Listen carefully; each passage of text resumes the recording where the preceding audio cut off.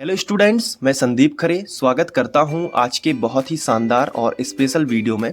क्योंकि इस वीडियो में हम अध्याय 1 से लेकर अध्याय 13 तक के टॉप मोस्ट एमसीक्यूज कवर करने वाले हैं बहुत ही कम समय में। और एग्ज़ाम में आपको इन्हीं में से एमसीक्यूज देखने को मिलेंगे, तो आप इसे सुपर फास्ट रिवीजन भी कह सकते हो। जब आपका एग्ज़ाम सिर पर हो और एमसीक्यूज़ की तैयारी उतनी अच्छी ना हुई हो, तब आप इस वीडियो को देखेंगे तो एमसीक्यूज़ की तैयारी दुरुस्त हो जाएगी। और आज तक मैंने आपको जो बताया है उसी में से एग्ज़ाम में ज़रूर आया है, तो आप इस वीडियो पर पूरा भरोसा करके इसे देख सकते हो और अपने दोस्तों के साथ भी शेयर कर सकते हो। अगर आप चाहो तो पूरे अध्याय 1 से लेके अध्याय 13 तक की एमसीक्यूज़ की पीडीएफ भी आपको मिल सकती है, उसकी जानकारी मैं वीडियो के बीच में दूंगा। तो बहुत ही काम का वीडियो है आपका। चलिए शुरुआत करते हैं। सबसे पहला क्वेश्चन है, अध्याय 1 से ही स्टार्ट होगा और धीरे धीरे अध्याय चेंज होते जाएंगे, जिसकी जानकारी मैं आपको नहीं दूंगा क्योंकि बीच में अध्याय चेंज होंगे तो आपको अपने आप ही स्क्रीन पर पता लग जाएगा। बस आपको बहुत ही ध्यान से एमसीक्यूज़ पर फोकस करना है और अच्छे से गैस करना है। वीडियो को पॉज कर करके भी आप देख सकते हो गैस कर करके। और अगर आपको फास्ट रिवीजन करना है तो आपके लिए बहुत ही अच्छा वीडियो है। अगर आप अलग अलग अध्याय की वीडियो देखना चाहते हो तो इसके लिए कंप्लीट सीरीज है, जिसकी लिंक वीडियो के डिस्क्रिप्शन में मिल जाएगी, तो आप आराम से समझ के भी देख सकते हो। तो चलिए फिर पहला क्वेश्चन लेते हैं। पहला क्वेश्चन है, निम्न में से कौन भौतिक परिवर्तन नहीं है? तो देखो, खौलते पानी से जलवाष्प का बनना, बर्फ का पिघलना और नमक का पानी में घुलना, ये तीनों भौतिक परिवर्तन हैं। जबकि एलपीजी का दहन ये एक रासायनिक परिवर्तन है, क्योंकि एलपीजी का दहन हो रहा है और दहन क्रिया जो है रासायनिक परिवर्तन है। ठीक है, तो दहन शब्द से हमें गैस किया कि एलपीजी का दहन हुआ, तो ये रासायनिक परिवर्तन है, भौतिक परिवर्तन नहीं है। तो ये सही आंसर होगा। नेक्स्ट क्वेश्चन है, जल का विद्युत अपघटन अभिक्रिया है, हाइड्रोजन एवं ऑक्सीजन के निकलने में मोल अनुपात क्या होगा? तो इसका सही आंसर है 2:1। हाइड्रोजन और ऑक्सीजन, जल का जो सूत्र होता है वो होता है H2O। तो आप यहाँ पे देखोगे 2 हाइड्रोजन है 1 ऑक्सीजन है, तो 2 हाइड्रोजन तो 2:1, 2 हाइड्रोजन 1 ऑक्सीजन 2:1। नेक्स्ट क्वेश्चन है, निम्न में से कौन सी गैस तेल के ताजे नमूने को लंबे समय तक रखने के लिए प्रयुक्त की जाती है? लंबे समय तक रखने के लिए प्रयुक्त की जाती है। तो इसका सही आंसर है हीलियम या नाइट्रोजन। नेक्स्ट क्वेश्चन है, एक अभिक्रिया आपको दी गई है, कैल्शियम कार्बोनेट, तीर का चिन्ह, calcium oxide plus carbon dioxide, किस प्रकार की अभिक्रिया है? तो देखो, एक चीज से दो चीजें बन रही हैं, मतलब एक चीज टूट कर दो चीजें बन रही हैं, तो ये अपघटन हुआ है। अपघटन मतलब टूटना। तो देखो, ये अपघटित होकर दो चीजें इसने बनाई, तो इसका सही आंसर होगा अपघटन।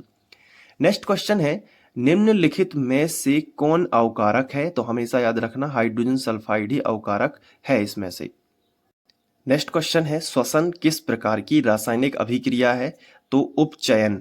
श्वसन कैसी अभिक्रिया है? उपचयन अभिक्रिया है, ध्यान रखना। ठीक है, श्वसन उपचयन, ये जरूर एग्जाम में आएगा, बहुत अच्छे से फोकस करना इस पे। नेक्स्ट है, शरीर में भोजन का पाचन किस प्रकार की अभिक्रिया है? तो ये है ऑक्सीकरण। इन दोनों में से एक जरूर आ सकता है। भोजन का पाचन, ध्यान रखना, भोजन का पाचन किस प्रकार की अभिक्रिया? ऑक्सीकरण, ये है। अभी हम सुपर फास्ट रिवीजन कर रहे हैं, तो ज़्यादा डिटेल में नहीं जाएंगे, नहीं तो वीडियो काफ़ी लंबा होगा और रिवीजन की जगह एक्सप्लेनेशन हो जाएगा। तो अभी आपको केवल क्विक रिवाइज टेम्परेरी मेमोरी बना रहा हूं, ताकि आप एग्जाम में अगर ये टकराए तो आप टिक लगा के आ जाओ। इनकी डिटेल अगर आप वीडियो देखना चाहते हो तो अदर वीडियो पड़े हुए हैं, तो आप देख सकते हो। अभी केवल हम क्या कर रहे हैं, एमसीक्यूज पर नज़र बना रहे हैं, एमसीक्यूज को करेक्ट कैसे करना है एग्जाम में, क्योंकि इन्हीं में से आने वाले हैं। तो शरीर में भोजन का पाचन किस प्रकार की अभिक्रिया है? तो भोजन का पाचन से याद रखना ऑक्सीकरण। नेक्स्ट क्वेश्चन है, निम्नलिखित में कौन ऑक्सीकारक है? आपको 4 ऑप्शन दिए गए हैं, तो ऑक्सीकारक या अवकारक एक ही बात है। तो हाइड्रोजन सल्फाइड याद रखना, इसको याद रखना अवकारक या ऑक्सीकारक के तौर पर। ऑक्सीकारक भी वही चीज है और अवकारक भी वही चीज है। फिर भी बीच बीच में मैं आपको थोड़ा बहुत एक्सप्लेन तो करता ही जा रहा हूं, ताकि आपको एमसीक्यू समझ में तो आए कम से कम। नेक्स्ट क्वेश्चन है, भौतिक परिवर्तन है, 4 ऑप्शन आपको दिए हैं। तो भौतिक परिवर्तन अस्थायी होता है, मतलब हमेशा के लिए नहीं होता है, लेकिन रासायनिक परिवर्तन स्थायी हो जाता है। रासायनिक परिवर्तन कैसा होता है? स्थायी।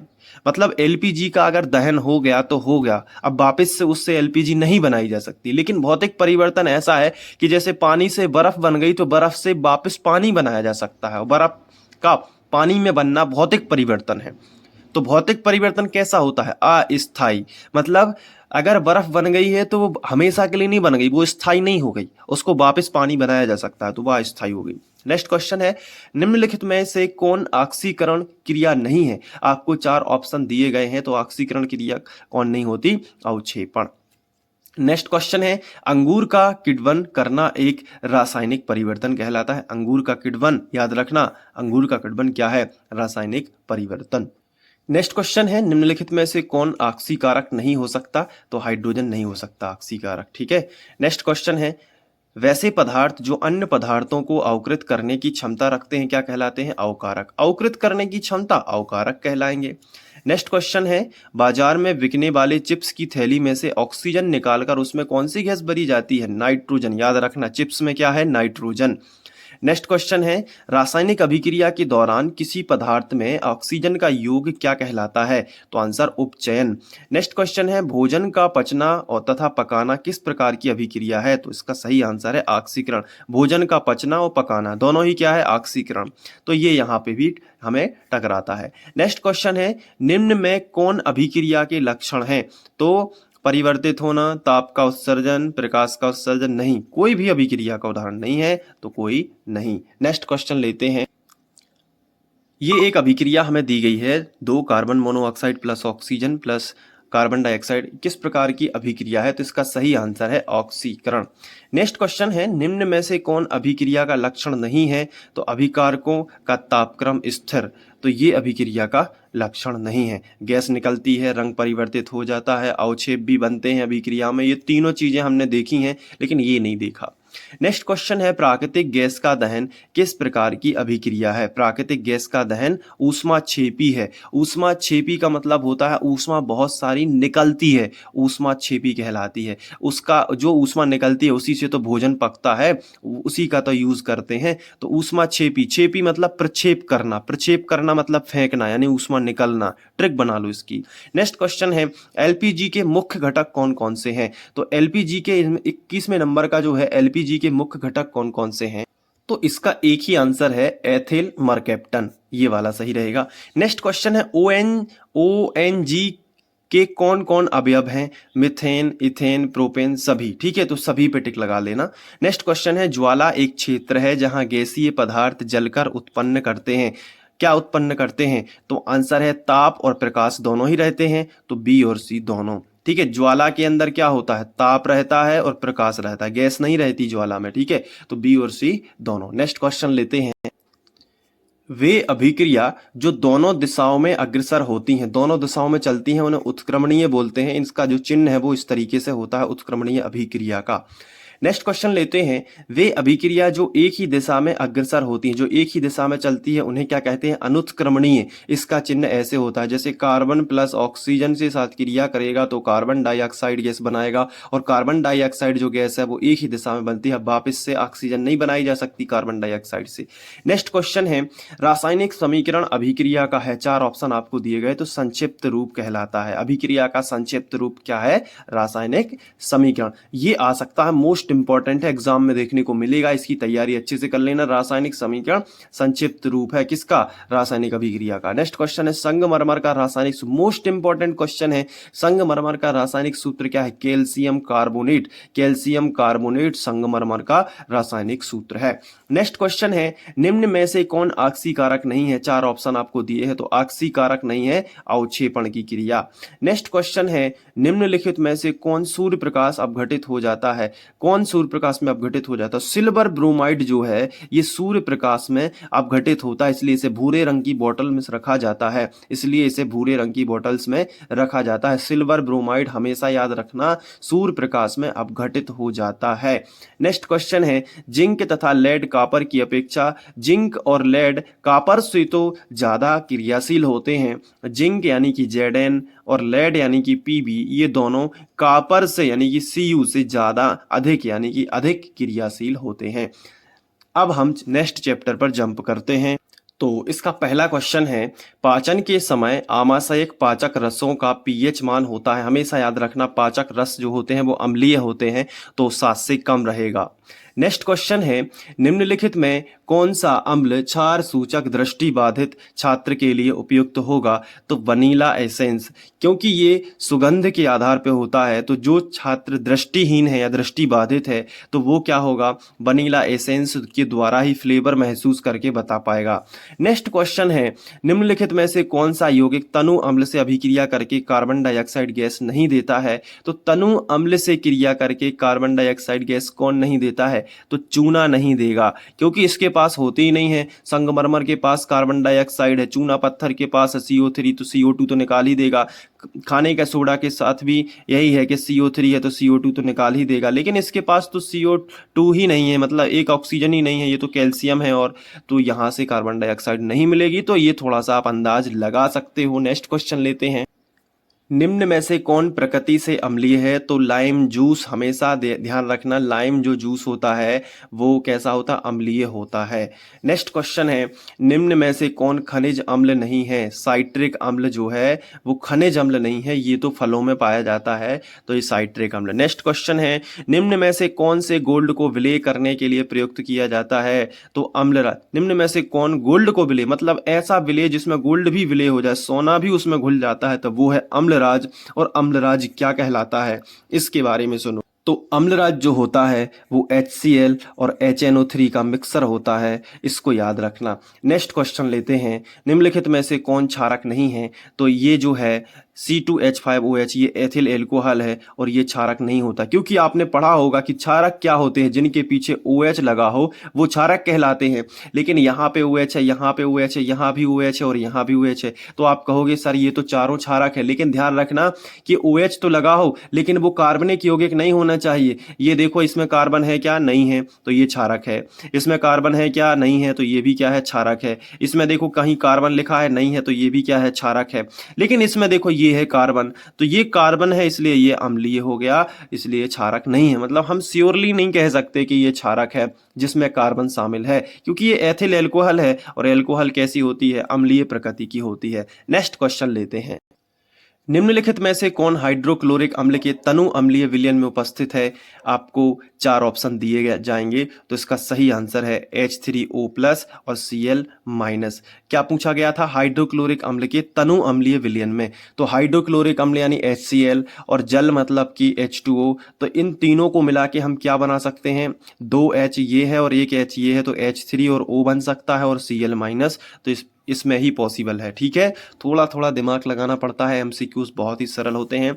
नेक्स्ट क्वेश्चन है, निम्नलिखित में कौन सा लवण क्रिस्टलन जल युक्त नहीं है? 4 ऑप्शन दिए गए हैं, तो खाना सोडा जो है, खाने का सोडा, उसमें क्रिस्टल में जल नहीं होता है।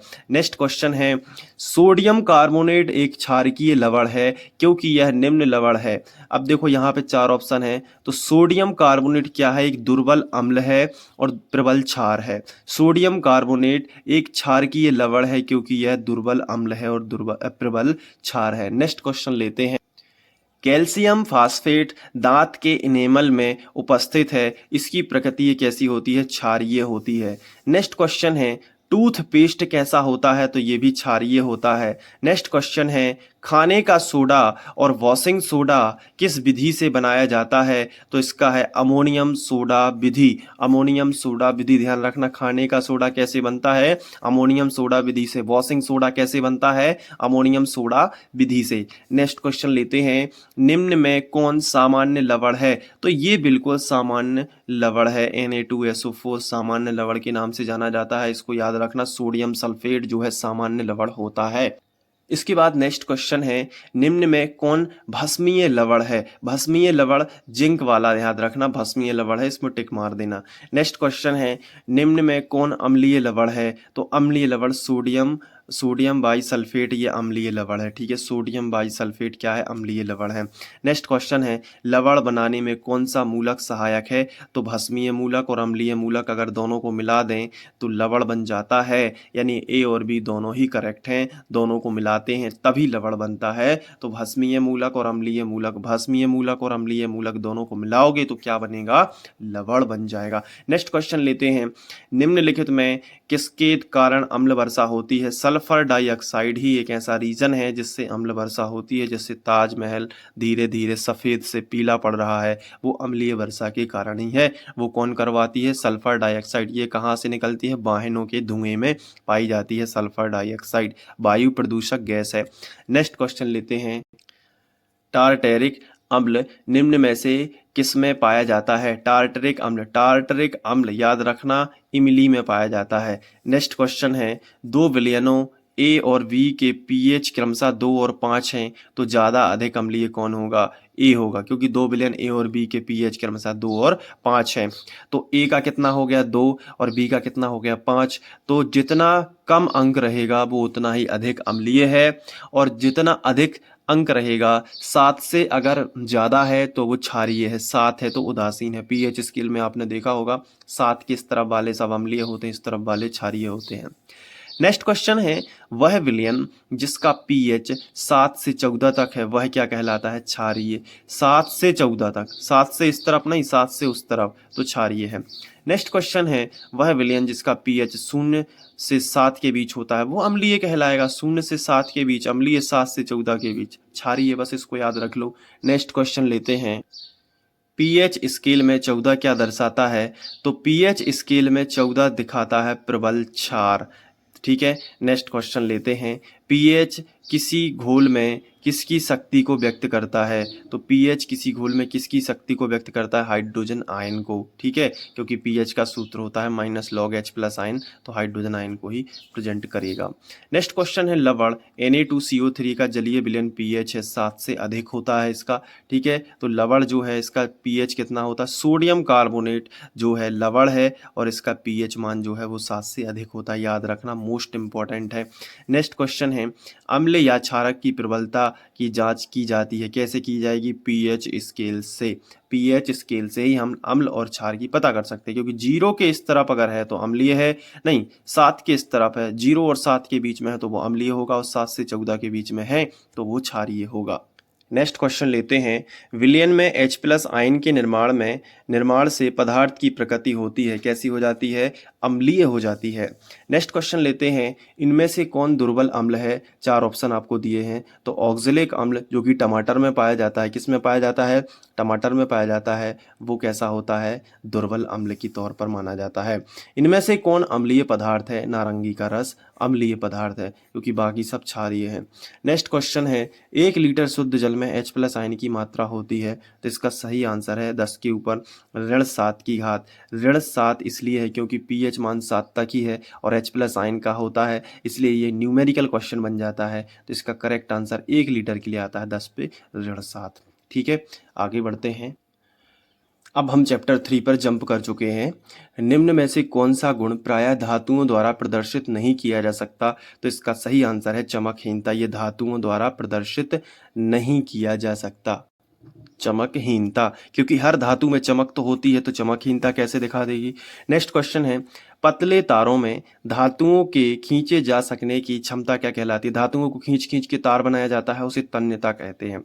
नेक्स्ट क्वेश्चन है, निम्नलिखित में से आयरन के कौन से ऑक्साइड आयरन का स्टीम के साथ लंबी अभिक्रिया के फलस्वरूप प्राप्त होते हैं? तो ये Fe3O4 को याद रखना। ठीक है, Fe3O4। ठीक है, स्टीम की जो क्रिया होती है Fe3O4। नेक्स्ट क्वेश्चन लेते हैं, निम्नलिखित में से कौन सी धातु ठंडे एवं गर्म जल से अभिक्रिया नहीं करती? तो आयरन ना तो ठंडे जल में रिएक्ट होगी ना गर्म जल में, बहुत अच्छे से याद रखना। नेक्स्ट क्वेश्चन है, अम्लराज का संगठन है, मैंने आपको समझाया था अम्लराज का संगठन क्या होता है? तनु HCl और सांद्र HNO3 3:1 में रहते हैं, वही अम्लराज का संगठन होता है, तो इसको याद रखना। नेक्स्ट क्वेश्चन अगर हम लें, इसमें थोड़ा सा करेक्ट करना पड़ेगा, इसका सही आंसर है सांद्र HCl और सांद्र HNO3, सी नंबर का सही रहेगा। नेक्स्ट क्वेश्चन लेते हैं, जो कि छठवां है, एक मिश्र धातु है, तो इसका सही आंसर है एक समांग मिश्रण होती है मिश्र धातु। नेक्स्ट क्वेश्चन है, हीरा और ग्रेफाइट में कौन विद्युत का सुचालक है? तो इसका सही आंसर है ग्रेफाइट विद्युत का सबसे अच्छा चालक होता है। नेक्स्ट क्वेश्चन है, लोहे का परमाणु क्रमांक 26 याद रखने वाली चीज है। नेक्स्ट क्वेश्चन है, बॉक्साइड निम्न में से किस धातु का अयस्क है? तो बॉक्साइड का सूत्र होता है Al2O3 × 2H2O, इसमें एल्यूमिनियम है तो एल्यूमिनियम धातु का ही अयस्क होगा। नेक्स्ट क्वेश्चन है, जस्ता और तनु HCl की अभिक्रिया से निम्न में से कौन सी गैस बनाता है? तो इसका सही आंसर है हाइड्रोजन। नेक्स्ट क्वेश्चन है, लोहा को जिंक से लेपित करने की क्रिया को क्या कहते हैं? गैल्वेनीकरण। लोहे के ऊपर जस्ते की परत चढ़ाना गैल्वेनीकरण कहलाती है। याद रखना, लोहे के ऊपर जस्ता या जिंक एक ही बात है।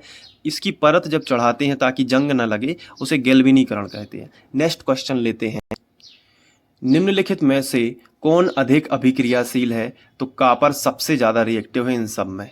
नेक्स्ट क्वेश्चन लेते हैं, विद्युत अपघटन में इलेक्ट्रॉन मुक्त होता है, कहाँ होता है? एनोड पर मुक्त होता है विद्युत अपघटन में। ठीक है, ये पूरी एक प्रोसेस है लंबी, उसको आप समझोगे तो अपने आप ही आपको समझ में आ जाएगा। फिलहाल के लिए याद रखिए, विद्युत अपघटन आ जाए और इलेक्ट्रॉन कहाँ मुक्त होता है? तो एनोड पर। कहाँ मुक्त होता है? एनोड पर। नेक्स्ट क्वेश्चन है, निम्नलिखित में से कौन सी अधातु अभिक्रियाशील है? सोडियम जो है ये अधातु है। अभी कौन सी अधातु अभिक्रियाशील है? इसका मतलब ये है कि कौन सी जो इसमें से कौन सी है जो अधातु से अभिक्रिया करती है। तो सोडियम जो है वो क्लोरीन से क्रिया करता है। क्लोरीन क्या है? एक अधातु, तो NaCl बनता है।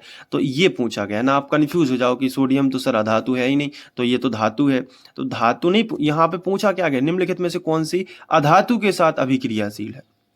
ठीक है, तो इन चार ऑप्शन में से बताना है, तो सोडियम है। नेक्स्ट क्वेश्चन है, निम्न में से कौन सी अधातु चमकीली है? आयोडीन जो है एक अधातु है और चमकती भी है, तो ये तो धातुओं का गुण लेके बैठी है, इसलिए विकल्प मोस्ट इंपॉर्टेंट बन जाता है कि आयोडीन अधातु होते हुए भी चमकती है। नेक्स्ट क्वेश्चन लेते हैं, ऑक्सीजन परमाणु के बाह्यतम कक्षा में इलेक्ट्रॉन की संख्या कितनी है? तो ऑक्सीजन का परमाणु क्रमांक 8 होता है, तो 2 6 बाह्यतम कक्षा में 6 होते हैं, तो इसका करेक्ट आंसर लगेगा 6। नेक्स्ट है पीतल है। पीतल क्या है? पीतल एक क्या है? मिश्र धातु है। पीतल बनता है, पीतल की ट्रिक है पिताजी।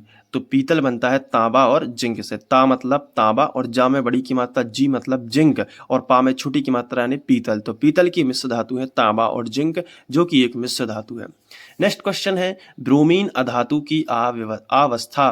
ब्रोमीन अधातु की अवस्था कैसी होती है? द्रव। ब्रोमीन हमेशा कैसा पाया जाता है? द्रव अवस्था में।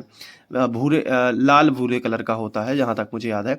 नेक्स्ट क्वेश्चन है, निम्नलिखित में से किसे चाकू से काटा जा सकता है? तो लिथियम को, सोडियम को, ठीक है, इन सबको चाकू से काट सकते हैं। चूंकि सोडियम ऑप्शन में नहीं है तो लिथियम ही होगा, क्योंकि सोडियम परिवार का ही है लिथियम। नेक्स्ट क्वेश्चन लेते हैं, निम्नलिखित में से कौन आयनिक यौगिक है? तो 4 ऑप्शन आपको दिए गए, तो ये है आयनिक यौगिक, क्योंकि ये प्लस माइनस में टूटेगा, बाकी कोई भी प्लस माइनस में नहीं टूटेगा, यही प्लस और माइनस में टूटेगा।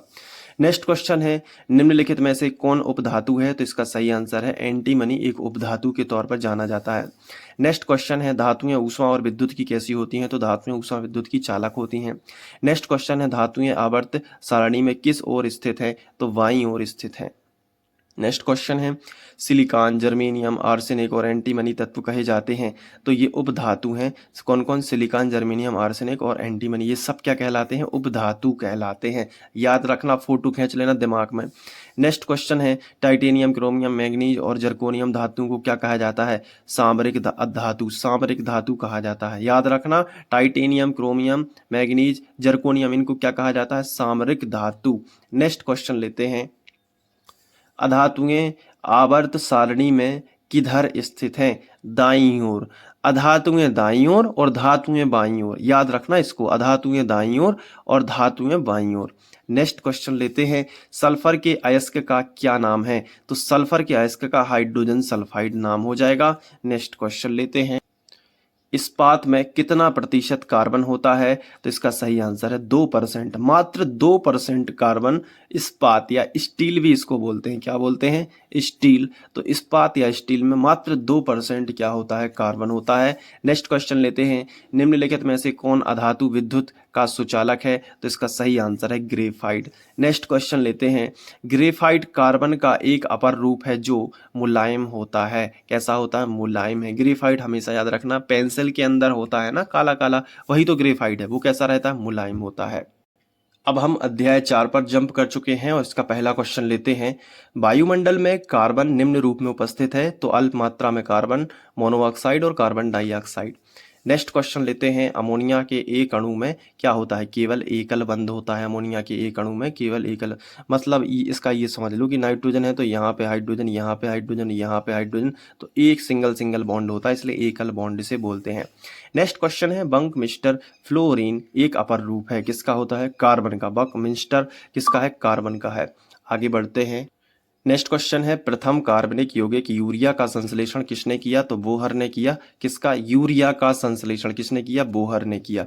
नेक्स्ट क्वेश्चन है, कैल्शियम कार्बोहाइड जल के साथ अभिक्रिया कर देता है इथाइन। ठीक है, कैल्शियम कार्बोहाइड, कैल्शियम कार्बोहाइड भी हो सकता है यहाँ पे, ये क्या देगा, इथाइन।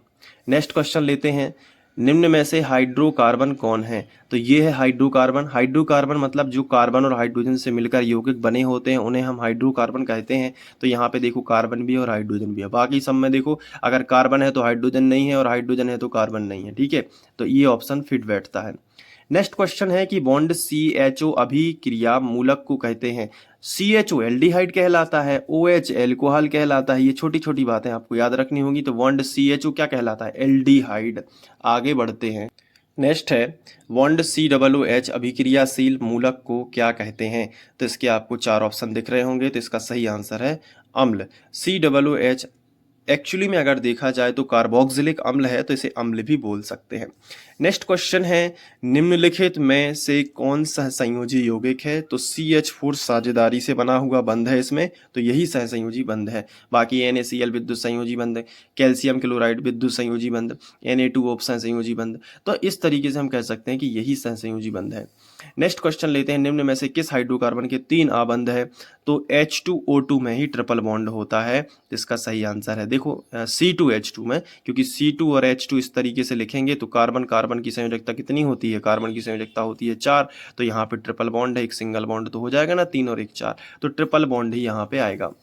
नेक्स्ट क्वेश्चन है, एल्कीन का सामान्य सूत्र क्या है, तो आपको चार ऑप्शन दिए रहेंगे। तो एल्कीन में होता है कार्बन से हाइड्रोजन दुगने, एल्कीन में होते हैं कार्बन से हाइड्रोजन दुगने, तो CN, तो हाइड्रोजन उससे दुगना यानी 2N, तो ये सही रहेगा। नेक्स्ट क्वेश्चन लेते हैं, इथाइल एल्कोहल का अणु सूत्र क्या है, तो C2H5OH, ये एथाइल एल्कोहल है, एथिल एल्कोहल भी जिसे हम कहते हैं।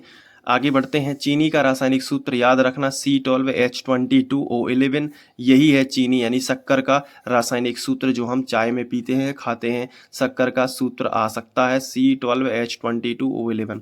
नेक्स्ट क्वेश्चन है, CnH2n+2 निम्न में से किसका सामान्य सूत्र है, तो देखो ये होता है एल्केन का। बाकी डिटेल दी गई है कि एल्केन का कैसा होता है, एल्किल का भी पूछा जा सकता है, एल्कीन का पूछा जा सकता है, या फिर एल्काइन का। और इसका डिटेल वीडियो अगर देखना हो तो पर्टिकुलर इस चैप्टर को मैंने समझाया है, अलग से बनाया MCQs, तो वो देख सकते हो। नेक्स्ट क्वेश्चन है, ग्लूकोज का रासायनिक सूत्र क्या है, तो C6H12O6 ग्लूकोज के लिए कहते हैं, C6H12O6। नेक्स्ट क्वेश्चन है, कार्बोनिल ग्रुप प्रतिकारक कौन है, तो कार्बोनिल का होता है double bond CO। Next question, नहीं डबल बॉन्ड CO है तो ये कार्बोनिल कहलाएगा, कोबाल्ट नहीं है, इस चीज को ध्यान रखना। नेक्स्ट क्वेश्चन है, हीरा और ग्रेफाइट कार्बन के क्या हैं, तो अपर रूप है एक दूसरे से, क्योंकि एक ही परमाणु से मिलकर बने हैं, बस स्ट्रक्चर अलग अलग है। हीरा और ग्रेफाइट में अंतर ये है कि इसमें एक मुक्त इलेक्ट्रॉन होता है, इसमें नहीं होता, तो इसलिए मुक्त इलेक्ट्रॉन के कारण ग्रेफाइट में बिजली बहती है, मतलब ये विद्युत का चालक है, और ये नहीं है।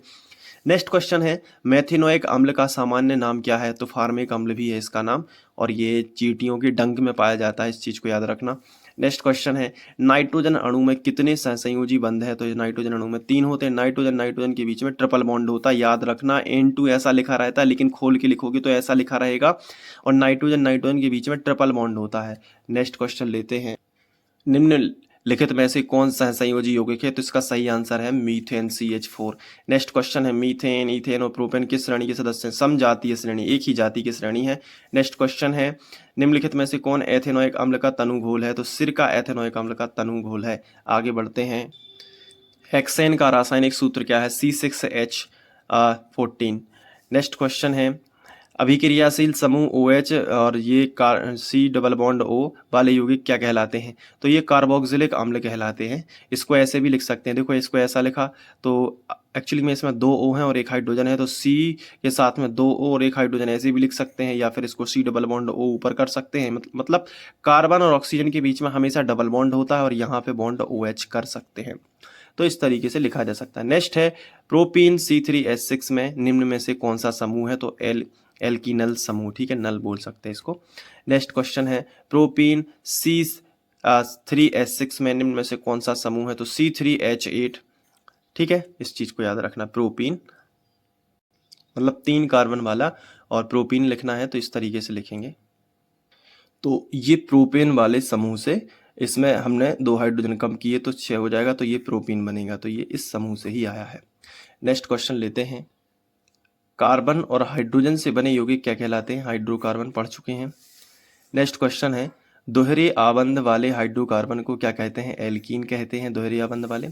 नेक्स्ट क्वेश्चन है, अपमार्जक से बनाए जाते हैं, तो ये सभी अपमार्जक से शैम्पू बनते हैं, एजीसर बनता है, सर्फ एक्सेल बनता है, ये सभी।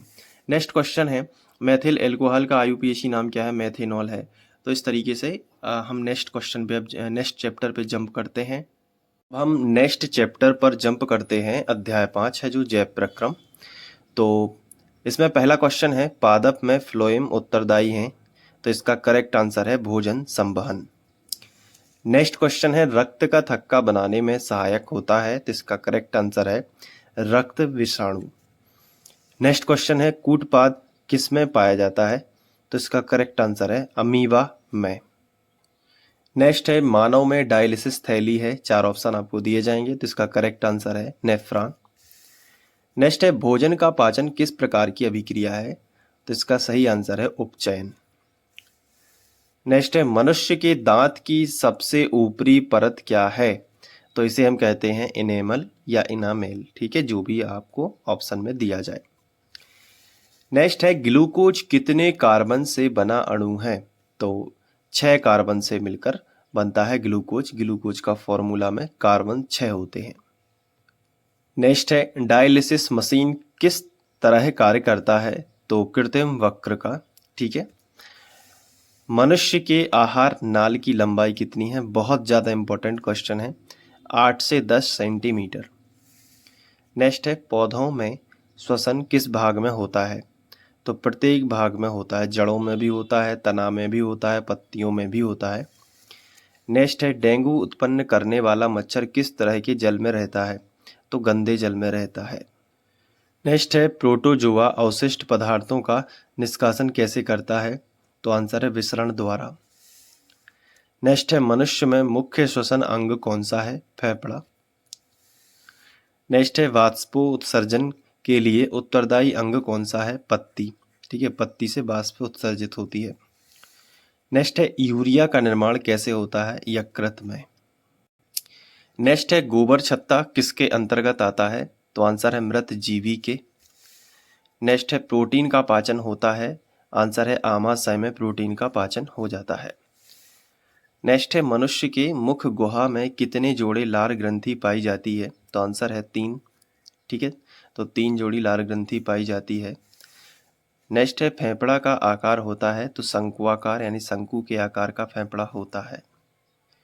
नेक्स्ट है, छोटे बच्चे में कुल कितने दांत होते हैं? तो 20 दांत होते हैं। नेक्स्ट क्वेश्चन है, संवहन ऊतक के रूप में पाया जाता है जाइलम, ठीक है। नेक्स्ट है, मछलियों में उत्सर्जी पदार्थ क्या है? तो आंसर है अमोनिया।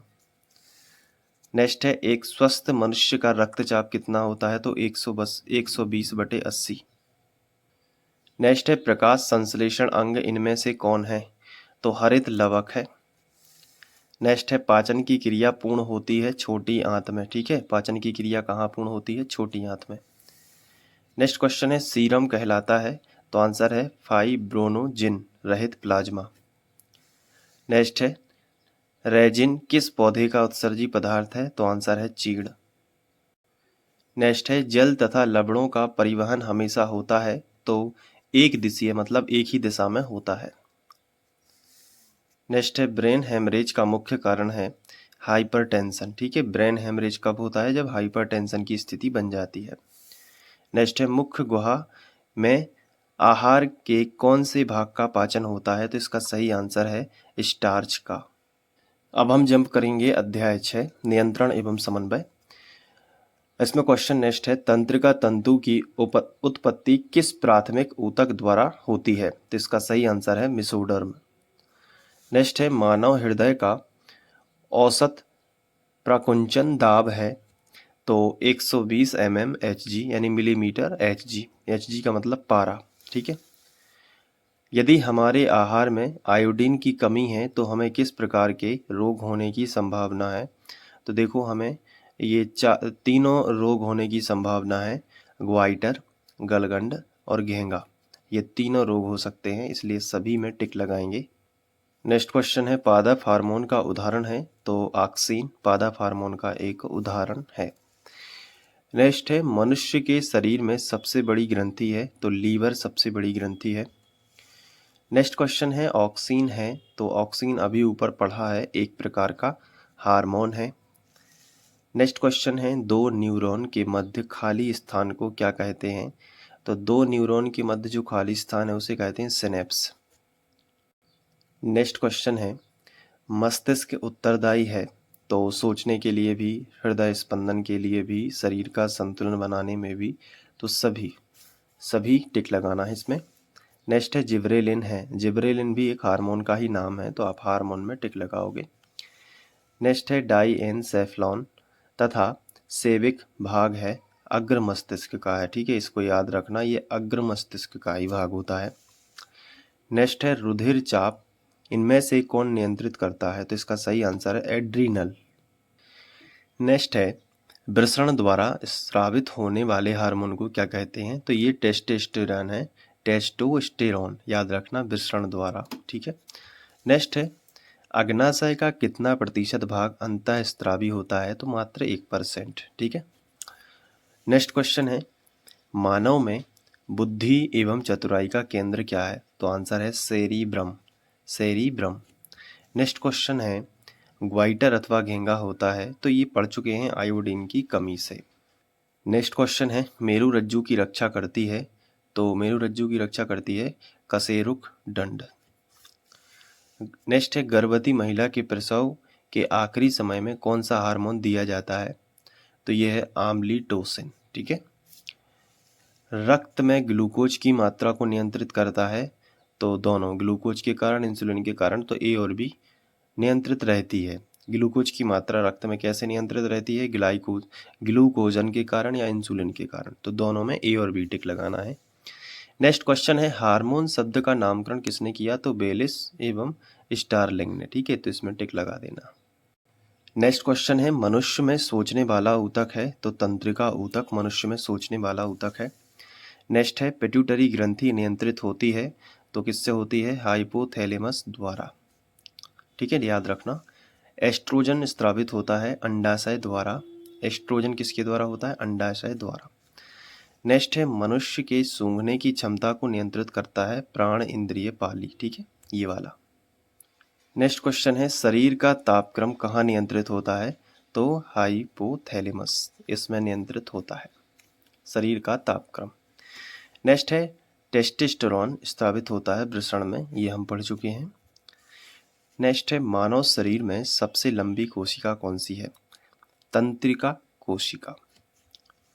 नेक्स्ट है, निम्नलिखित में कौन परिवर्तित क्रिया का उदाहरण है? तो परिवर्तित क्रिया इन तीनों में हो रही है, मिठाई देखकर मुंह में पानी आना, छींक का आना, या आंखों के पलकों का झपकना, ये सभी। ठीक है, तो झपकना यानी ये सभी रहेंगे। नेक्स्ट क्वेश्चन है, निम्नलिखित में किस हार्मोन का सर्वप्रथम अध्ययन किया गया था?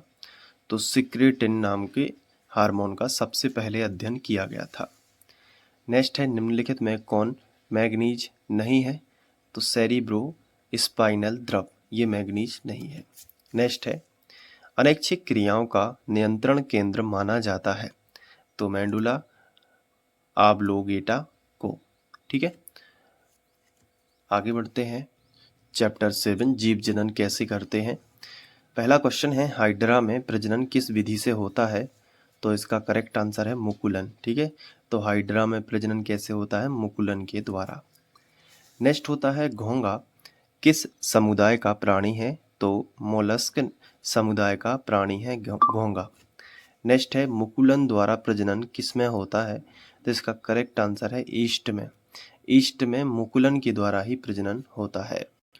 नेक्स्ट है मनुष्य में कितने जोड़े गुणसूत्र पाए जाते हैं? तो इसका करेक्ट आंसर है 23 जोड़े। नेक्स्ट है पुष्पी पौधे में लैंगिक जनन किसके द्वारा होता है? तो इसका करेक्ट आंसर है पत्तियों के द्वारा। ठीक है। नेक्स्ट है निम्नलिखित में कौन एक लिंगी पादप का उदाहरण है? तो एक लिंगी पादप कौन है? मटर। ठीक है। नेक्स्ट है नर एवं मादा युग्मक के संगलन को कहते हैं। तो इसका सही आंसर है परागकण। नेक्स्ट क्वेश्चन है परागकोश में होते हैं। परागकोश में क्या होते हैं? अंडाशय। नेक्स्ट है अंडाणु निकलता है अंडाशय से। ठीक है। अंडाणु कहाँ से निकलता है? अंडाशय से। नेक्स्ट है ईस्ट में सामान्यतः अलैंगिक जनन होता है। मुकुलन के द्वारा ही होता है ईस्ट में। ईस्ट शब्द जब भी आए तो इसका करेक्ट आंसर रहेगा मुकुलन। नेक्स्ट है भ्रूण कोश अव्यवस्थित रहता है वृषण में। ठीक है। नेक्स्ट है इनमें कौन स्त्रियों के बाह्य जननेंद्रियां हैं? तो योनि जो है बाह्य जननेंद्रियां है। नेक्स्ट है पुरुष का शिश्न भाग कहलाता है। आंसर है ग्लांस। नेक्स्ट है स्वपरागण किन पौधों में संभव है? तो स्वपरागण उभयलिंगी में संभव है। नेक्स्ट है पुरुष का मैथुन अंग क्या कहलाता है? तो आंसर है शिश्न। नेक्स्ट है निषेचन के बाद युग्मनज विभाजित होकर बनता है भ्रूण बनता है। ठीक है। भ्रूण। नेक्स्ट है नर युग्मक कहलाते हैं शुक्राणु। नेक्स्ट है अलैंगिक जनन मुकुलन द्वारा होता है ईस्ट में। नेक्स्ट है निम्न में से कौन मादा जनन तंत्र का भाग नहीं है? तो शुक्र वाहिनी मादा जनन तंत्र का भाग नहीं है, बाकी आप देख सकते हो। नेक्स्ट है परागकोश में होते हैं। तो आंसर है परागकण।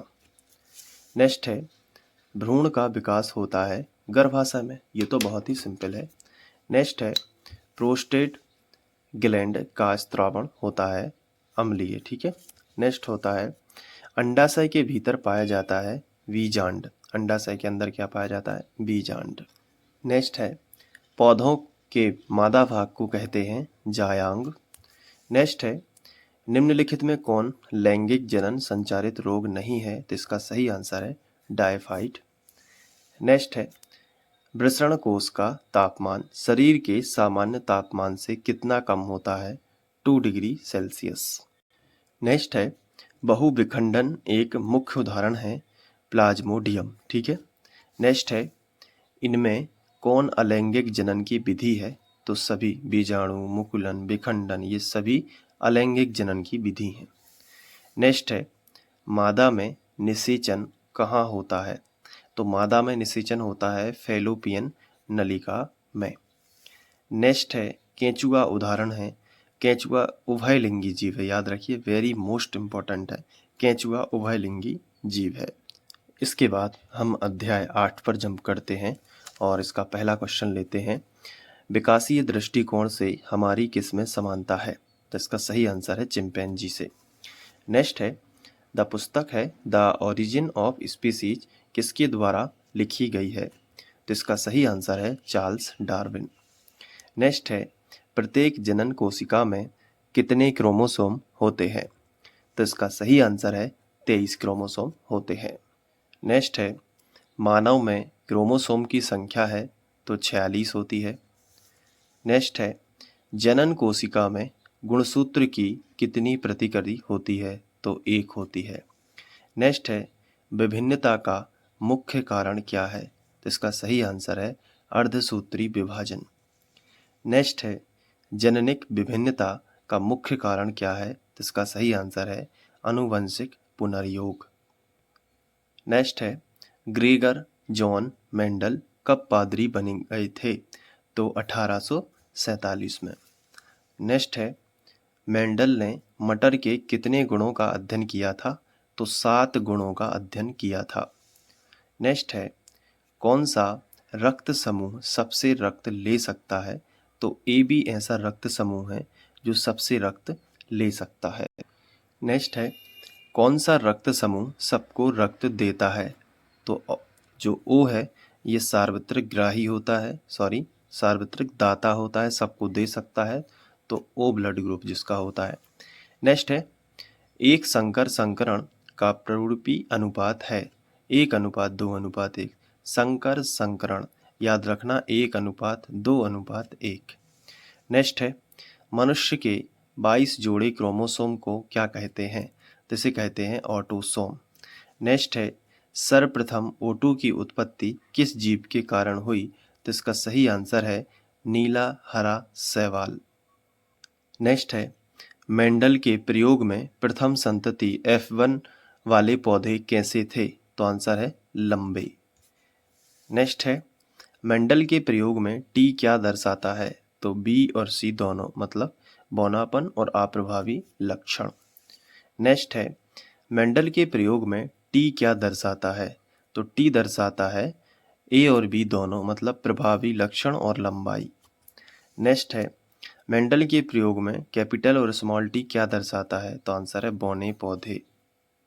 नेक्स्ट है, संतान का रुधिर वर्ग किस पर निर्भर है? तो आंसर है माता पिता पर। नेक्स्ट, रुधिर वर्ग ओ का जीन होता है अप्रभावी। ठीक है, रुधिर वर्ग ओ का जीन होता है अप्रभावी। नेक्स्ट है, जंगली गोभी से किस सब्जी का विकास हुआ? तो फूल गोभी, ब्रोकोली, पत्ता गोभी सबका हुआ, तो सभी में टिक लगाइएगा। नेक्स्ट है, मनुष्य का सबसे करीबी संबंधी कौन है? तो इसका सही आंसर है चिंपैंजी।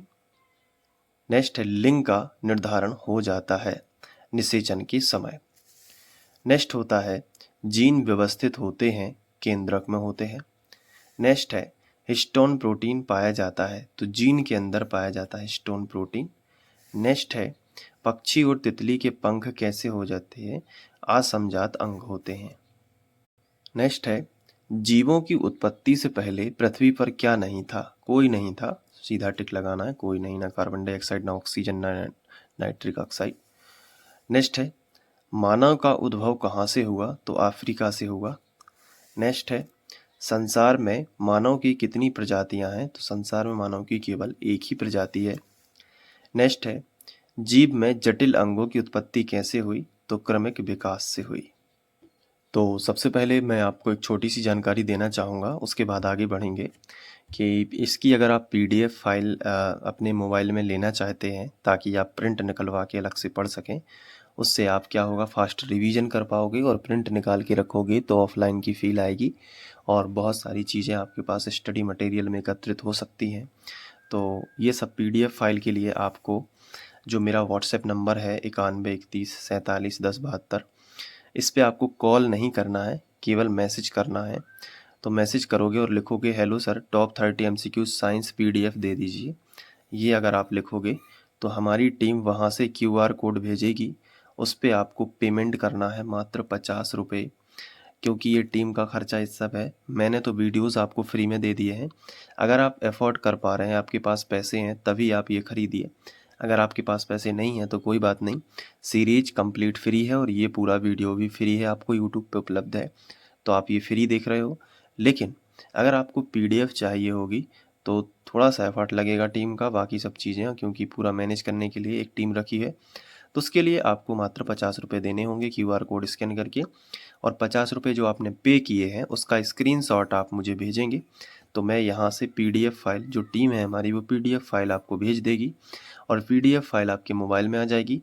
तो आप इसका प्रिंट निकलवा के भी अपने पास रख सकते हो, क्योंकि जो 30 MCQs मैंने हर चैप्टर के लिए हैं, और ये इसका जो है एक वन शॉट वीडियो है जिसमें सारे चैप्टर के जो मैं बता रहा हूँ, तो ये बहुत ज़्यादा इम्पोर्टेंट MCQs हैं परीक्षा के लिए, और आप देख लेना इसी में से आएंगे, और इसलिए आप इनकी तैयारी बहुत अच्छे से करें। तो हो सकता है कि आप PDF फाइल को ले लें और प्रिंट निकलवा लें, ज़्यादा बेटर रहेगा। चलिए आगे बढ़ते हैं। इसके बाद अगला चैप्टर है 9, प्रकाश परावर्तन एवं अपवर्तन। क्वेश्चन ले लेते हैं, लेंस की क्षमता का SI मात्रक है? तो लेंस की क्षमता का जो SI मात्रक है वो है डायप्टर। नेक्स्ट है, किसी वाहन में लगे पश्य दृश्य दर्पण के द्वारा उत्पन्न आवर्धन होगा हमेशा 1 से कम ही होता है, याद रखिए पश्चिम दर्पण में। नेक्स्ट है प्रकाश की किरण गमन करती है, तो प्रकाश हमेशा सीधी रेखा में गमन करता है, तो पहला करेक्ट आंसर है। नेक्स्ट है प्रकाश के अपवर्तन के कितने नियम हैं, तो प्रकाश के अपवर्तन के 2 नियम हैं, ठीक है। नेक्स्ट है प्रकाश का वर्ण विक्षेपण किस उपकरण से संभव है, तो प्रिज्म के द्वारा ही प्रकाश को वर्ण मतलब रंगों में, विक्षेपण मतलब बांटना या बिखेरना, तो प्रकाश को 7 रंगों में कौन बांट सकता है, प्रिज्म। नेक्स्ट है किसी गोलीय दर्पण की वक्रता त्रिज्या 50 है, तो उसकी फोकस दूरी क्या होगी, तो ये फॉर्मूला लग जाएगा। तो वक्रता त्रिज्या को अगर आधा कर दें तो वो फोकस दूरी के बराबर हो जाएगा, तो वक्रता त्रिज्या 50 है, 50 का आधा 25 सेंटीमीटर, करेक्ट आंसर हो जाएगा। नेक्स्ट है 1 मीटर फोकस दूरी वाले उत्तल लेंस की क्षमता होगी 1 डायोप्टर। नेक्स्ट है किसी उत्तल लेंस की फोकस दूरी हमेशा होती है, उत्तल लेंस के लिए फोकस दूरी हमेशा पॉजिटिव लेना और अवतल के लिए हमेशा नेगेटिव। नेक्स्ट है प्रकाश का वेग न्यूनतम होता है, तो सबसे कम प्रकाश का वेग कांच के अंदर होगा, क्योंकि कांच एक सघन माध्यम है और प्रकाश की चाल होती है 3 × 10⁸ मीटर प्रति सेकंड। नेक्स्ट है काल्पनिक प्रतिबिंब होता है, काल्पनिक प्रतिबिंब हमेशा सीधा होता है, जबकि वास्तविक प्रतिबिंब हमेशा उल्टा होता है, इस चीज़ को याद रखना। नेक्स्ट है किस दर्पण से हमेशा वस्तु से छोटा प्रतिबिंब प्राप्त होता है, तो उत्तल दर्पण से होता है। नेक्स्ट है 4D क्षमता वाले अवतल लेंस की फोकस दूरी होगी 25 सेंटीमीटर, याद रखना 4D क्षमता वाले, ठीक है। नेक्स्ट है किसी उत्तल लेंस का फोकस अंतर 50 सेंटीमीटर है, तो उसकी क्षमता होगी, तो इसका आंसर है 2D, ठीक है, उसकी क्षमता कितनी होगी 2D। नेक्स्ट है किस दर्पण से वस्तु का प्रतिबिंब बड़ा बनता है, तो इसका करेक्ट आंसर है अवतल से। नेक्स्ट है 2D क्षमता वाले लेंस का फोकस अंतर होता है 30 सेंटीमीटर। नेक्स्ट है समतल दर्पण द्वारा बना प्रतिबिंब होता है हमेशा काल्पनिक। नेक्स्ट है जब प्रकाश की किरण हवा से कांच में प्रवेश करती है तो वो मुड़ जाती है अभिलंब के पास से, ठीक है, क्योंकि कांच सघन माध्यम है, तो सघन में अगर आएगी तो अभिलंब के निकट से गुजरेगी और विरल में जाएगी तो अभिलंब से दूर से मुड़ेगी। नेक्स्ट है फोटोग्राफी कैमरा का अभिदर्शक होता है उत्तल लेंस। नेक्स्ट है साइड मिरर के रूप में प्रयुक्त होता है हमेशा उत्तल लेंस प्रयुक्त होता है, साइड मिरर जो वाहनों में लगा होता है पीछे के वाहन देखने के लिए। नेक्स्ट है किसी माध्यम के अपवर्तनांक म्यू का मान होता है sin i बटे sin r। नेक्स्ट है निर्गत किरण एवं अभिलंब के बीच के कोण को क्या कहते हैं, तो आंसर है परावर्तन कोण। नेक्स्ट है अवतल लेंस का आवर्धन बराबर होता है तो v बटे u के, ठीक है। सरल सूक्ष्मदर्शी में किसका उपयोग होता है, तो आंसर है उत्तल लेंस का। नेक्स्ट है किस लेंस के द्वारा सिर्फ काल्पनिक प्रतिबिंब बनता है, उत्तल लेंस के द्वारा। नेक्स्ट है परावर्तन के नियम से निर्धारित होता है कि आपतन कोण हमेशा परावर्तन कोण के बराबर होता है। नेक्स्ट है लेंस में मुख्य फोकस की संख्या कितनी होती है, 2 होती है। सर्च लाइट का परावर्तक सतह होता है अवतल, ठीक है। नेक्स्ट है अवतल दर्पण की फोकस दूरी उसकी वक्रता त्रिज्या की आधी होती है। नेक्स्ट है प्रकाश की एक किरण जब विरल माध्यम से सघन माध्यम में आती है तब वह अभिलंब की ओर मुड़ जाती है। नेक्स्ट है पानी से भरी बाल्टी की गहराई कम मालूम पड़ने का कारण क्या है, प्रकाश का अपवर्तन, ठीक है, प्रकाश के अपवर्तन के कारण ही प्रकाश, पानी से जो भरी बाल्टी है उसकी गहराई हमें कम पता चलती है कि इसकी कम है, लेकिन एक्चुअली में वो ज़्यादा होती है, तो उसे हम आभासी गहराई कहते हैं। तो अब हम अध्याय 10 पर जंप कर चुके हैं। क्वेश्चन लिया मानव नेत्र जिस भाग पर प्रतिबिंब बनाते हैं वह है, तो दृष्टिपटल, ठीक है, दृष्टिपटल। नेक्स्ट है सामान्य नेत्र का दूर बिंदु होता है अनंत, ठीक है, मतलब हम अपनी आँख से अनंत तक का देख सकते हैं, दूर बिंदु अनंत होता है। नेक्स्ट है मानव नेत्र में किस प्रकार का लेंस पाया जाता है, तो उत्तल लेंस पाया जाता है। नेक्स्ट है आँख की पुतली किस प्रकार का कार्य करती है, तो आंसर है परिवर्ती द्वारक की भांति। नेक्स्ट है शीघ्र दृष्टि दोष वाले व्यक्ति के चश्मे में क्या लगा होता है, तो उत्तल लेंस लगा रहता है। दीर्घ दृष्टि दोष वाले व्यक्ति के चश्मे में क्या लगा रहता है, उत्तल लेंस। नेक्स्ट है तेज प्रकाश में पुतली का आकार कैसा होता है? तेज प्रकाश में पुतली छोटी हो जाती है। नेक्स्ट है प्रकाश के किस रंग के लिए तरंगदैर्घ्य अधिकतम होती है? तो लाल रंग के लिए होती है। नेक्स्ट है इंद्रधनुष किस प्रकार का स्पेक्ट्रम है? तो आंसर है प्राकृतिक। नेक्स्ट है उदय और अस्त होते समय सूर्य कैसा दिखता है? तो लाल दिखता है। नेक्स्ट है स्पेक्ट्रम के किस वर्ण का झुकाव न्यूनतम है? तो लाल रंग बहुत ही कम झुकता है, तो उसका झुकाव कम से कम है यानी न्यूनतम है। नेक्स्ट है किसी नेत्र का निकट बिंदु होता है? तो आंसर है 25 सेंटीमीटर। नेक्स्ट है स्पेक्ट्रम प्राप्त करने के लिए किसका उपयोग होता है? तो आंसर है प्रिज्म का उपयोग होता है। नेक्स्ट है टिंडल प्रभाव की कौन सी परिघटना प्रदर्शित करता है प्रकाश का विकिरण? ठीक है, विकिरण के कारण ही टिंडल प्रभाव होता है। नेक्स्ट है वास्तविक सूर्य अस्त और आभासी सूर्य अस्त के बीच लगभग कितने समय का अंतर होता है? तो 4 मिनट का लगभग अंतर होता है। नेक्स्ट है अति सूक्ष्म कण जिस तरह के प्रकाश को विकिरणित करते हैं, तो किस तरह के प्रकाश को विकिरणित करते हैं? नीले प्रकाश को विकिरणित करते हैं। ठीक है, अति सूक्ष्म, इसलिए आसमान हमें नीला दिखाई देता है। नेक्स्ट है प्रकाश का प्राथमिक वर्ण कौन सा है? तो लाल, नीला और हरा, ये तीनों ही प्राथमिक वर्ण है, तो ABC तीनों में टिक लगाइएगा। नेक्स्ट है कांच का अपवर्तनांक विभिन्न वर्गों के प्रकाश के लिए कैसा होता है? भिन्न भिन्न होता है। विभिन्न वर्गों के लिए भिन्न भिन्न होगा। नेक्स्ट है किस वर्ण का तरंगदैर्घ्य सबसे बड़ा होता है? तो लाल वर्ण का जो तरंगदैर्घ्य, लाल रंग का जो तरंगदैर्घ्य वो सबसे अधिक है या सबसे बड़ा है, इसलिए खतरे का सिग्नल लाल होता है। नेक्स्ट है किसी अंतरिक्ष यात्री को आकाश कैसा प्रतीत होता है? काला दिखाई देगा, क्योंकि वो वायुमंडल से बाहर रहता है। और वायुमंडल में ही प्रकाश का विकिरण होता है, क्योंकि वायु के छोटे छोटे कण रहते हैं, इसलिए आसमान नीला दिखाई देता है। पृथ्वी पर जो व्यक्ति है उसे नीला दिखाई देगा, लेकिन अंतरिक्ष वाले को काला दिखाई देगा। नेक्स्ट है विकासशील देशों में कितने करोड़ व्यक्ति दृष्टिहीन है? तो इसका सही आंसर है 3.5 करोड़ व्यक्ति जो है दृष्टिहीन है। नेक्स्ट है इनमें से कौन सा व्यक्ति नेत्रदान कर सकता है? तो बी और सी दोनों, मतलब मधुमेह का रोगी और दमे का रोगी नेत्रदान कर सकता है। नेक्स्ट है नेत्रदान करने वाले व्यक्ति की आयु सीमा होगी? तो किसी भी वर्ष का व्यक्ति नेत्रदान कर सकता है। नेक्स्ट है रेटिना प्रकाश को परावर्तित करता है विद्युत सिग्नल में। ठीक है, याद रखिएगा। नेक्स्ट है एक नेत्र वाले व्यक्ति का दृष्टि क्षेत्र होगा 150 डिग्री पे वो देख सकता है, जिसकी एक आंख है वो 150 डिग्री पे देख सकता है। नेक्स्ट है मानव नेत्र 2 है, अतः इसका दृष्टिकोण कितना होगा? तो 2 जिसकी आंखें हैं वो 180 डिग्री पे देख सकता है। नेक्स्ट है एक स्वस्थ आंख के लिए स्पष्ट दृष्टि की अधिकतम दूरी कितनी है? 25 सेंटीमीटर है। नेक्स्ट है अति सूक्ष्म कण किस तरह के प्रकाश को विकिरणित करता है? नीले प्रकाश को। ठीक है। नेक्स्ट है जब प्रकाश अत्यंत चमकीला होता है तो पुतली है छोटी बन जाती है। नेक्स्ट है कांच का अपवर्तनांक किस वर्ण के लिए अधिकतम है? बैंगनी के लिए। नेक्स्ट है स्पेक्ट्रम के किस रंग का झुकाव सबसे अधिक होता है? तो बैंगनी। आगे बढ़ते हैं, अब हम नेक्स्ट चैप्टर पे जंप करेंगे जिसका नाम है विद्युत। इसका पहला क्वेश्चन लेते हैं। प्रतिरोध का मात्रक होता है ओम। प्रतिरोध का मात्रक क्या होता है? ओम। नेक्स्ट लेते हैं विद्युत धारा का एसआई मात्रक है एम्पियर।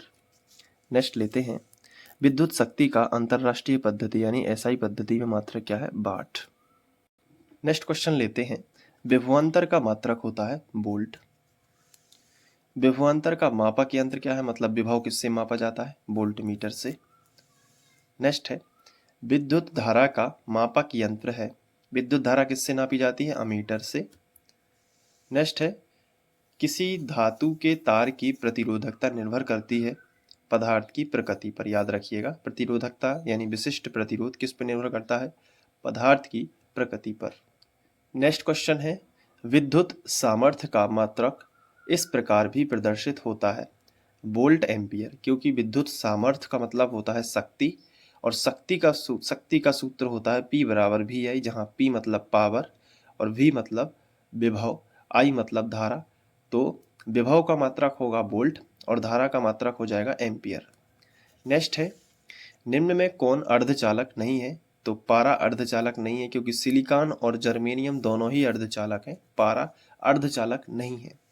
नेक्स्ट है वोल्ट प्रति एम्पियर प्रदर्शित करता है ओम को प्रदर्शित करता है, क्योंकि वोल्ट प्रति एम्पियर यानी V बटे I R के बराबर होता है ओम के नियम से, और R यानी प्रतिरोध का मात्रक ओम होता है। नेक्स्ट है विद्युत प्रतिरोध का मात्रक है, तो इसका सही आंसर है ओम। नेक्स्ट है विद्युत धारा का मात्रक होता है एम्पियर। विभवांतर का एसआई मात्रक होता है वोल्ट। विभव का एसआई मात्रक होता है वोल्ट। टंगस्टन किस ताप पर पिघलता है? 3500 डिग्री सेल्सियस पर। विद्युत शक्ति का मात्रक है वाट। प्रतिरोध का एसआई मात्रक है ओम। और सेल के विद्युत वाहक बल का मात्रक होता है वोल्ट। और आवेश का एसआई मात्रक है कूलाम। विद्युत का सुचालक कौन है? ग्रेफाइट। विभवांतर का मात्रक होता है वोल्ट। विद्युत बल्ब का तंतु किस धातु का बना होता है? टंगस्टन का। नेक्स्ट है बैटरी से किस प्रकार से धारा प्राप्त होती है? डीसी धारा प्राप्त होती है। नेक्स्ट है अमीटर को विद्युत परिपथ में कैसे जोड़ा जाता है? तो आंसर है श्रेणी क्रम में। नेक्स्ट है वोल्ट मीटर को विद्युत परिपथ में कैसे जोड़ा जाता है? समांतर क्रम में। वोल्ट मीटर को हमेशा याद रखना समांतर में, अमीटर को श्रेणी में। नेक्स्ट है विभवांतर मापने वाले यंत्र को क्या कहा जाता है? Volt meter. नेक्स्ट है 1 वोल्ट क्या कहलाता है? जूल प्रति कूलाम, क्योंकि ये वाला फॉर्मूला है विभव का W/Q, इसी से आंसर निकलता है। नेक्स्ट है किलोवाट घंटा मात्रक है किसका? विद्युत ऊर्जा का। नेक्स्ट है विद्युत हीटर की कुंडली में किसका प्रयोग होता है? नाइक्रोम के तार का। ठीक है। नेक्स्ट है विद्युत चुंबक बनाए जाते हैं किससे? नरम लोहे से। नेक्स्ट है विद्युत धारा उत्पन्न करने की युक्ति क्या कहलाती है? जनित्र। अब हम चैप्टर 12 पे जंप करेंगे, जिसका नाम है विद्युत धारा के चुंबकीय प्रभाव। तो इसका पहला है 1 किलोवाट घंटा होता है, तो ये कितने बराबर होता है? 3.6 × 10⁶ जूल। नेक्स्ट है विद्युत फ्यूज काम आता है, कहाँ से काम आता है? धारा के ऊष्मीय प्रभाव के लिए काम आता है। नेक्स्ट है विद्युत धारा उत्पन्न करने की युक्ति को क्या कहते हैं? जनित्र। नेक्स्ट क्वेश्चन है बैटरी से किस प्रकार की धारा प्राप्त होती है? तो आंसर है दिष्ट धारा। नेक्स्ट है विद्युत फ्यूज विद्युत धारा के किस प्रभाव पर कार्य करता है? तो आंसर है ऊष्मीय। नेक्स्ट है घरों में विद्युत से दुर्घटना किस कारण से होती है? तो आंसर है फ्यूज तार से।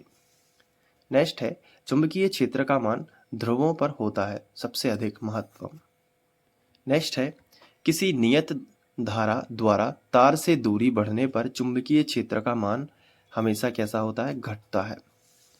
नेक्स्ट है मधुमक्खियों के उदर में किस प्रकार के क्रिस्टल पाए जाते हैं? तो आंसर है मैग्नेटाइल क्रिस्टल पाए जाते हैं। नेक्स्ट है इनमें से कौन एक दूसरे से अलग है? तो वाट एक दूसरे से अलग है, इन सब में वाट अलग है, क्योंकि जूल, किलोवाट घंटा और अर्ग ये तीनों ही ऊर्जा की मात्रक है, ठीक है, या कार्य की मात्रक है, लेकिन वाट जो है वो शक्ति का मात्रक है। नेक्स्ट क्वेश्चन है चुंबकीय क्षेत्र का मानक टेस्ला किसने दिया? चुंबकीय क्षेत्र का जो मात्रक है टेस्ला किसने दिया? ऑस्टेड ने दिया। नेक्स्ट है सीधे धारावाही चालक तार की चुंबकीय क्षेत्र रेखाएं संकेंद्रीय वृत्ताकार होती हैं इस तरीके की, ठीक है। सीधा जो तार है इससे चुंबकीय क्षेत्र रेखाएं ऐसे निकलती हैं, संकेंद्रीय होती हैं जिनका सेंटर एक ही होता है, और वृत्ताकार, ठीक है, सेंटर एक ही अक्ष पर होता है। नेक्स्ट है घरेलू विद्युत परिपथ में फ्यूज लगाया जाता है विद्युतमय तार में। नेक्स्ट है चुंबकीय क्षेत्र रेखाओं की निकटता बतलाता है क्षेत्र का मान। नेक्स्ट है किसी परिनालिका के भीतर सभी बिंदुओं पर चुंबकीय क्षेत्र समान होता है। एसी मोटर के कुंडली के दोनों सिरों पर होता है पूर्ण वलय, ठीक है, पूर्ण वलय। डीसी मोटर की कुंडली के दोनों सिरों पर क्या होता है? अर्ध वलय। नेक्स्ट है विद्युत चुंबक बनाने के लिए प्रायः किस पदार्थ की छड़ का उपयोग होता है? नरम लोहे की छड़ प्रयुक्त करते हैं विद्युत चुंबक बनाने के लिए। नेक्स्ट है विद्युत चुंबकीय प्रेरण की खोज किसने की? तो आंसर है फैराडे ने विद्युत चुंबकीय प्रेरण की खोज की। नेक्स्ट है व्यावसायिक मोटरों में किस प्रकार के चुंबक का उपयोग होता है? तो विद्युत चुंबक का यूज होता है व्यावसायिक मोटरों में। नेक्स्ट है चुंबकीय क्षेत्र की तीव्रता का मात्रक है, तो चुंबकीय क्षेत्र की तीव्रता का मात्रक क्या है? ए और बी दोनों, ऑस्टेड और टेस्ला दोनों हैं, तो हम दोनों ही लगाएंगे, सी, ए और बी दोनों। नेक्स्ट है विद्युत जनित्र गतिमान चुंबकों के किस प्रभाव पर आधारित है? तो आंसर है विद्युतीय। नेक्स्ट है चुंबक के सजातीय ध्रुवों के बीच होता है प्रतिकर्षण। नेक्स्ट है चुंबक के विजातीय ध्रुवों के मध्य होता है आकर्षण। नेक्स्ट है चुंबकीय बल रेखाएं खींची जा सकती हैं ए और बी दोनों में, ठीक है, यानी लोहे के बुरादे के द्वारा और दिक्सूचक के द्वारा। नेक्स्ट है दो चुंबकीय क्षेत्र रेखाएं एक दूसरे के परिच्छेद नहीं करती, एक दूसरे को कभी प्रतिच्छेद नहीं करती हैं। नेक्स्ट है प्रत्यावर्ती धारा की आवृत्ति कितनी होती है 100 हर्ट्ज। प्रत्यावर्ती धारा की आवृत्ति कितनी होती है 100 हर्ट्ज। नेक्स्ट है घरेलू वायरिंग में 3 तार होते हैं, इन तारों में उदासीन तार के रंग कैसे होते हैं। उदासीन तार का रंग जो है वो काला होता है। नेक्स्ट है विद्युत स्टोव, गीजर अथवा निमंजक, तापक आदि साधिकों में कितने एम्पियर का फ्यूज लगाया जाता है। तो 20 एम्पियर का फ्यूज होता है। हमारे घरों में जो विद्युत सप्लाई होती है वह देखो 220 वोल्ट पर प्रत्यावर्ती धारा होती है, ठीक है, यही घरों में हमारी सप्लाई होती है। अब हम आखिरी चैप्टर पे जंप करते हैं, हमारा पर्यावरण। इसमें है निम्नांकित में किसका पिरामिड स्लोपिंग है। तो ऊर्जा का जो पिरामिड है वो स्लोपिंग होता है, यानी घटता हुआ या बढ़ता हुआ, दो तरीके से बना सकते हैं, मतलब स्लोपिंग रहता है। नेक्स्ट है ओजोन के एक अणु में परमाणुओं की संख्या क्या होती है। तो ओजोन का सूत्र होता है O3, तो इसमें कितने परमाणु हैं 3, तो इसका सही आंसर क्या हो जाएगा 3। नेक्स्ट है हरे पौधे कहलाते हैं, हरे पौधे उत्पादक कहलाते हैं। नेक्स्ट है निम्न में कौन जैव का निम्नीकरण पदार्थ है। DDT, ठीक है, DDT यानी कि डाइक्लोरो डाइफेनिल और ट्राइक्लोरोएथेन कहलाता है। नेक्स्ट है ओजोन परत पाई जाती है, कहाँ पाई जाती है स्ट्रेटोस्फीयर में, यानी कि समताप मंडल में। नेक्स्ट है पृथ्वी पर ऊर्जा का मुख्य स्रोत क्या है। पृथ्वी पे ऊर्जा का मुख्य स्रोत है सूर्य, सूर्य से ही एनर्जी मिलती है। नेक्स्ट है निम्नलिखित में कृत्रिम पारिस्थितिक तंत्र कौन सा है। तो सभी हैं, फुलवारी, पार्क, जल जीवशाला, ये सभी क्या है कृत्रिम पारिस्थितिक तंत्र। नेक्स्ट है किसी भी पारिस्थितिक तंत्र में ऊर्जा की प्रकृति कैसी होती है, एक दिशीय, मतलब एक ही डायरेक्शन में ऊर्जा आगे बढ़ती है। नेक्स्ट है कृत्रिम पारिस्थितिक तंत्र का उदाहरण है कृषि भूमि। नेक्स्ट है परितंत्र के जैव घटकों में जीवाणु और कवकों को कहते हैं अपघटनकर्ता। क्या बोलते हैं अपघटनकर्ता, किसको, जीवाणु और कवक के लिए। नेक्स्ट है प्राथमिक उपभोक्ता कहलाते हैं शाकाहारी रहते हैं। प्राथमिक उपभोक्ता क्या कैसे होते हैं शाकाहारी, जैसे हिरण, बकरी वगैरह। नेक्स्ट है मनुष्य और तिलचट्टा किस श्रेणी के जंतु हैं, सर्वाहारी। मनुष्य भी सब खा लेता है, चाहे वो वेजिटेरियन हो चाहे नॉन वेजिटेरियन, और तिलचट्टा जो है वो भी सब खा लेता है। नेक्स्ट है आहार श्रृंखला का प्रारंभ किसके द्वारा होता है। तो सूक्ष्म उपभोक्ताओं के द्वारा, ठीक है, जो छोटे छोटे उपभोक्ता हैं जो उत्पादक को खाते हैं, प्रथम उत्पादक को, वही जो हैं सूक्ष्म उपभोक्ता होते हैं। नेक्स्ट है निम्नलिखित में कौन उत्पादक है। तो सबसे सही आंसर है घास, ये उत्पादक है। नेक्स्ट है जलीय परितंत्र में उत्पादक के रूप में कौन होता है शैवाल। नेक्स्ट है निम्न में से कौन मृतजीवी अपमार्जक है। तो लोमड़ी, गिद्ध, चील सभी कैसे होते हैं अपमार्जक हैं। नेक्स्ट है किस आहार श्रृंखला के प्रथम पोषी स्तर में होता है। तो प्रथम पोषी स्तर में कौन होता है हमेशा उत्पादक, हरी घास उत्पादक है, प्रथम पोषी स्तर है। नेक्स्ट है अजैव घटक के अंतर्गत आता है तो वायु, मृदा और जल, ठीक है। नेक्स्ट है ओजोन की मात्रा नापने की इकाई क्या है डाप्सन, ठीक है। नेक्स्ट है उच्च तापमान पर अपशिष्टों को जलाने की प्रक्रिया है दहन। नेक्स्ट है निम्न में से पर्यावरण का उपाय क्या है दोनों, ठीक है, वृक्षारोपण और सीवेज का उपचार, दोनों से ही हम पर्यावरण का उपाय समझते हैं। नेक्स्ट है वायु प्रदूषण के कौन कौन स्रोत हैं। वायु प्रदूषण का कोई नहीं है, परागकण, कोहरा, धुआं, ये कोई भी वायु प्रदूषण का स्रोत नहीं है। नेक्स्ट है चारण श्रृंखला किससे आरंभ होता है, पौधों से होता है चारण श्रृंखला। नेक्स्ट है सूक्ष्म उपभोक्ता का उदाहरण कौन है, ए और सी, यानी ए यानी कि शैवाल और सी मतलब कि कवक, ठीक है।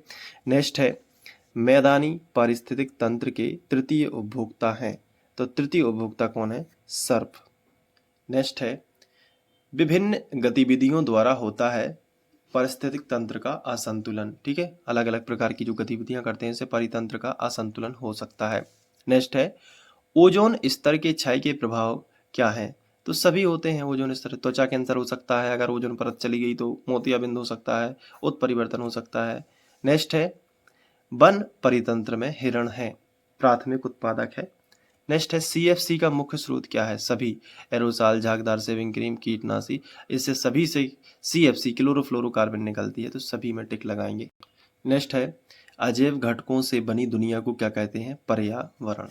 तो ये थे पूरी विज्ञान के अध्याय 1 से लेके अध्याय 13 तक के टॉप मोस्ट MCQs। उम्मीद है कि आपको पसंद आए होंगे। अगर पसंद आया है तो बच्चों अपने दोस्तों के साथ में शेयर ज़रूर करना, ठीक है। और व्हाट्सएप पे मैंने जो इन्फॉर्मेशन बताई है वहाँ से आप PDF ले सकते हैं इसकी, और ही अच्छे से ऑफलाइन में प्रिंट निकलवा के रख सकते हो, या फिर PDF भी कहीं भी आप बैठे हो PDF निकाल के रीड कर सकते हो। अगर आप खेत पे गए हैं, कोई काम में व्यस्त हैं, तो PDF निकाल के पढ़ सकते हो। व्हाट्सएप नंबर है 9131471072। इस पर आप लिखोगे hello sir top 30 MCQ science PDF चाहिए, तो वहाँ से हमारी टीम QR कोड भेजेगी। QR कोड को स्कैन करके या फिर UPI ID आपको भेजी जाएगी। तो आप किसी से भी, अगर आपके पास नहीं है तो आप किसी से करवा सकते हो। 50 रुपये पे करना है आपको, और उसका स्क्रीनशॉट वहीं पे उसी चैट में भेजना है। स्क्रीनशॉट प्राप्त होते ही आपको PDF फाइल सेंड कर दी जाएगी, जहां आप MCQs को बहुत ही अच्छे से पढ़ सकते हो। अगर आप टीचर हो तो आपको ख़रीदना ही चाहिए, क्योंकि टीचर को क्या होता है, अपने बच्चों को बताना पड़ता है, तो वो PDF फॉर्म में प्रिंट निकलवा के वो सारे MCQs बच्चों को लिखवा सकते हैं। मिलते हैं किसी नेक्स्ट और अच्छे वीडियो में अच्छे कंटेंट के साथ। तब तक के लिए बाय, थैंक यू।